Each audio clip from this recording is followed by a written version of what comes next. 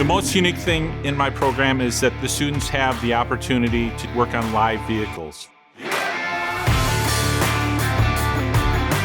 In my program, we also have the opportunity to use a lot of state-of-the-art new technology. So that way, upon entering the workforce, they're familiar with how to use the latest and greatest stuff. Kids can look forward to earning ICAR certification, which is big. That's industry standard certification that is known throughout the industry, no matter where you are in the country. So they have the opportunity to get 14 credits while they're here. It's very costly if they have to do that on the dime of the shops.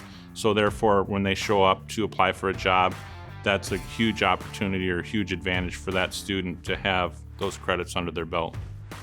We do have some book work in our program. However, it's minimal. Most of it is hands-on. Currently, we are doing non-structural repair, which is the repair of small dents on metal panels, as well as plastic repair. From there, we'll transition into refinishing and all aspects of refinishing, how to mix the paint, how to use all the equipment, application, all of that, and then we'll transition into welding.